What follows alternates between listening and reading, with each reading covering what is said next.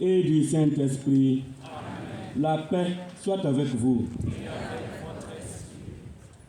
Chers frères et sœurs bien-aimés de Dieu, nous sommes appelés et convoqués individuellement et communautairement. Nous sommes accourus des 4 coins de la province ecclésiastique de Wayuguya, de Ouagadougou, Wayuguya, Manga et des 28 paroisses du diocèse de Koudougou pour faire église et manifester la gloire de Dieu. Nous sommes venus pour célébrer, pour fêter. Alors, bonne et heureuse fête à tous et à toutes.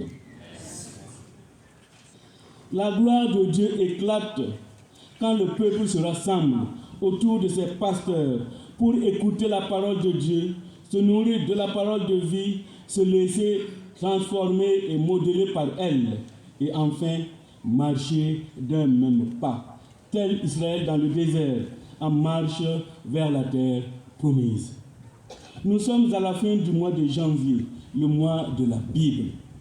Et c'est heureux que nous puissions vivre ce grand moment d'écoute de la parole de Dieu ensemble.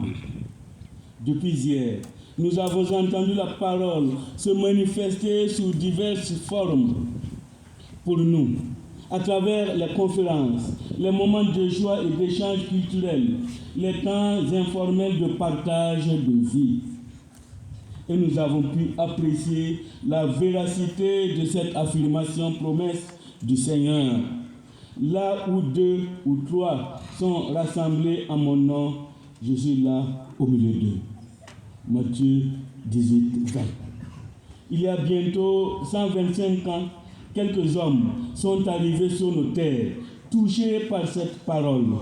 Allez donc de toutes les nations, faites des disciples, baptisez-les au nom du Père et du Fils et du Saint-Esprit. Apprenez-leur à garder tout ce que je vous ai prescrit, et moi je suis avec vous tous les jours jusqu'à la fin des temps. Ils ont osé braver l'inconnu, la dureté du climat du Sahel, les maladies, pour partager avec nous ce qui leur était le plus cher, l'évangile de Jésus-Christ. Aujourd'hui, c'est à nous que la parole s'adresse. Elle nous rassemble, hommes, femmes, enfants, laïcs, prêtres, évêques, personnes consacrées. Elle nous dit: je fais de toi un prophète pour les nations. Je mets mes paroles dans ta bouche. Sache que je te donne aujourd'hui autorité sur les nations et sur les royaumes, pour déraciner et renverser, pour ruiner et démolir, pour bâtir et planter. Jérémie 1, 5 et 10.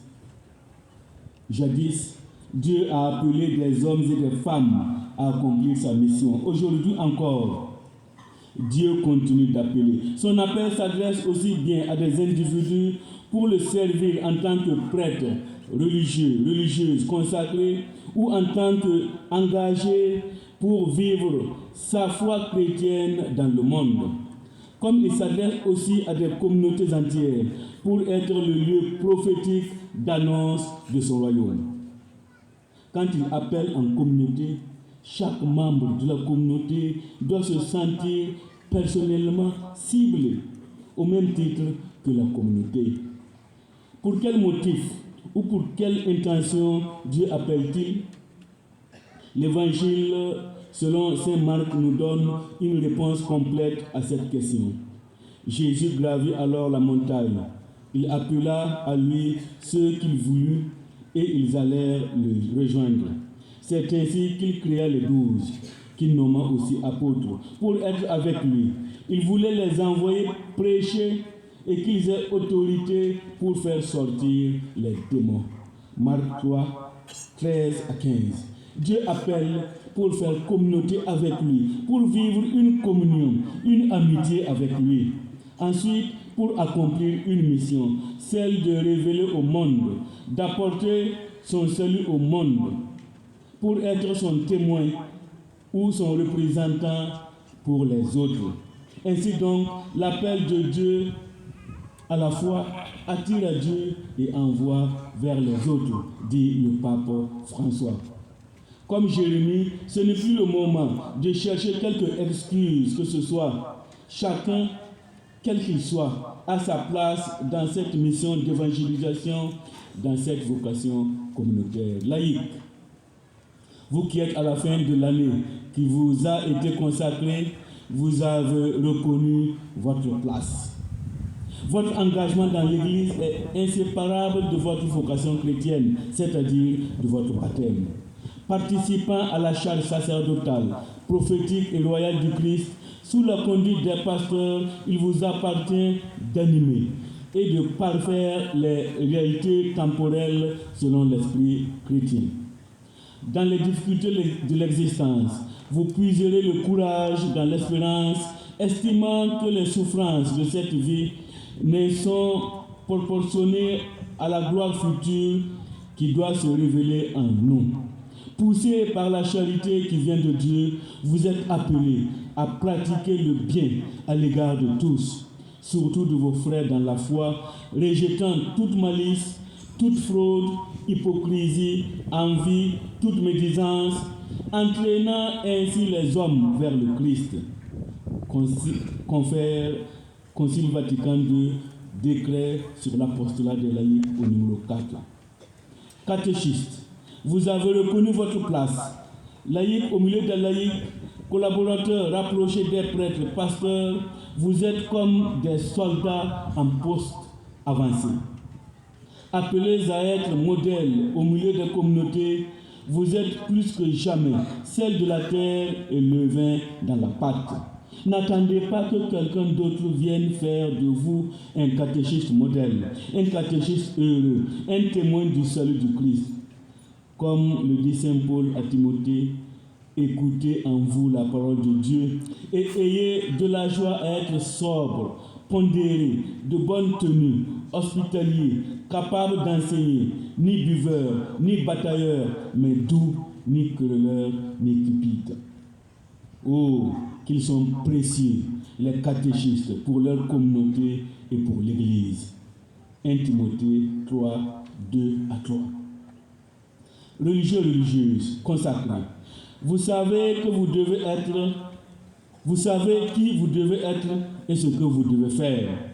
La vie religieuse étant ordonnée avant tout à ce que ses adeptes suivent le Christ et s'unissent à Dieu par la profession des conseils évangéliques de pauvreté, chasteté, obéissance, dans la recherche de la charité parfaite, vous manifestez par vos multiples charismes les ressources multiples de la sagesse de Dieu et vous participez sous nos yeux ce que nous espérons voir dans l'avenir quand tout sera rassemblé sous le pouvoir de Christ.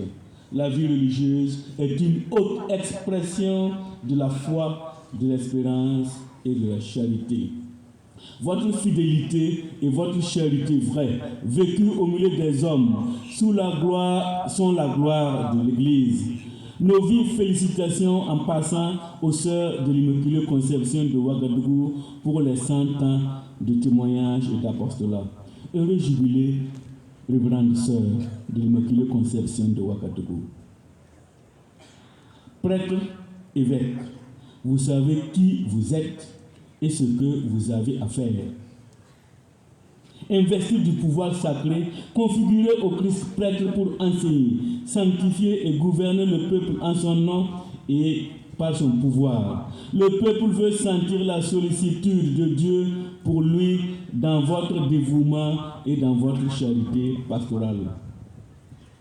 Disons, dans notre dévouement et dans notre charité pastorale.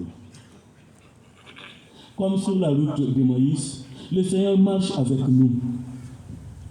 N'ayons plus cette terre sombre sur notre route, marchant l'esprit sans intelligence et le cœur lent à croire, les yeux couverts et incapables de reconnaître le Seigneur. Car il est avec nous. Il est avec nous dans nos joies et nos peines. Il est avec nous dans ce monde et dans ce pays troublé par le terrorisme, les divisions, les traumatismes. Et il nous partage plutôt sa parole d'espérance. Avec sa parole, il nous partage le pain de l'amour. Et notre cœur peut se réchauffer à cet amour qui nous renouvelle chaque jour et surtout à chaque célébration eucharistique comme celle que nous vivons en ce moment. Bien-aimés de Dieu, chers frères et sœurs, Koutougou, aujourd'hui, doit être, et je dirais même être, pour tous, un nouvel Emmaüs, où nous nous laissons toucher par la parole et par le partage du pain de vie, et d'où nous allons repartir, le cœur ardent, apporter une nouvelle espérance à ceux qui peinent et qui désespèrent. Aujourd'hui, le monde nous regarde. La province ecclésiastique de Ouagadougou regarde Koutougou.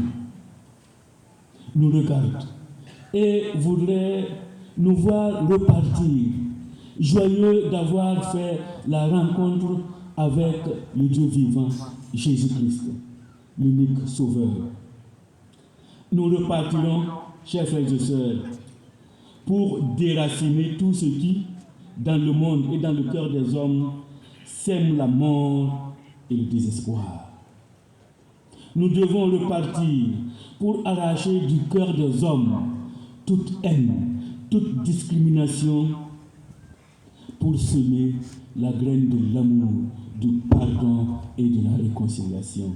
Nous repartirons pour y planter dans le cœur des hommes les semences de vie.